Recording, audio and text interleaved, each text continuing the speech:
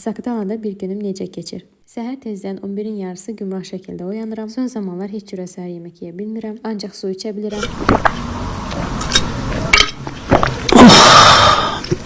Çok şükür yarabbim. Bu arada bu da bizim evimizin yeni üzvüdür. Düzdür, Lucy hələ onu sevə bilmir. Ümid edirəm tez bir zamanda barışarlar. Ardınca sürətli bir şəkildə makyaj eləməyə çalışıram. Səhər tezdən nə vacibdir desəz, biraz adama oxşamaq istədim. Həm də məktəbə gedəndə uşaqlar məni görüb qorxmasınlar. Bəs yeni üzvümüzlə necə yola gedirik deyə soruşsaz, elə bu formada. Balacanın imkan verdiyi qədər sürətli şəkildə hazırlaşıram. Burada sakızı necə çeynədiyimə baxmayın, heç özümdə fikir verməmişəm. Nəhayət hazırlaşıb çıxa bildim evdən və gəldim çatdım Car kəndinin bir saylı orta məktəbinə. Siz bir məktəbin mənzərəsinə baxın. Bizim məktəbin belə bir mənzərəsi oldu da mı biz oxumadıq. Mənzərəni görəndə adamın daha çox oxuma həvəsi gəlir. Nə əlaqə desəz heç özüm də bilmirəm. Hər zamanki kimi uşaqlar da məni qarşılayır. Bu arada nə üçün məktəbə gəlmişəm deyə soruşsaz, həm son zəng, həm də birincilərin tədbiri üçün məktəblərdə rəqs dərslərini keçirəm. Eyni zamanda Allahdan özümə də səbir diləyirəm. Ümid edirəm son zəng bitənə qədər mənim də səbrim tükənməz. Uşaqlar məni hər nə qədər çox yorsalar da sonda güllərlə mənim könlümü ala bilirlər. Ona görə də onları daha da çox sevirəm. Günün ilk dərsini bitirdikdən sonra sifarişlərim üçün kiçik bir alış-veriş edib gəlirəm evə. Bu gün üçün hazırladığım sifarişlər var idi. Onları da qablaşdırıb poçta göndərmək qalmışdı. Mən də qablaşdırmaq üçün lazım olan məhsulları alıb gətirdim və başladım bir-bir hər birini möhkəm şəkildə qablaşdırmağa. Poçta göndəriləcəyi üçün mümkün qədər çox möhkəm olmalıdırlar, sahibinə sağ-salamat çata bilməsi üçün. Bu arada hər nə qədər də əl işlərinə məşğul olmağı sevsəm belə, bu prosesi isə daha da çox sevirəm. Nədənsə belə qablaşdırma ilə məşğul olmaq əsəblərimi sakitləşdirir. Bu arada sifarişin sayından və ya qiymətindən asılı olmayaraq hər birini xüsusi qablaşdırılmada təhvil verirəm. Bu da bizim paketimizin son halıdır. Elə əynimi dəyişmədən birbaşa gedirəm poçta ki, onu çatdıra bilim. Şəhərdəki işlərimi bitirdikdən sonra qayıdıram evə. İkinci dərsim evdən olacaq və uşaqlar gələnə qədər də həm otaqları sərgiyə saldım, həm də bir stəkan yorğunluq çayını içmək istədim. Elə çayımı içib bitirənə yaxında uşaqlar gəldilər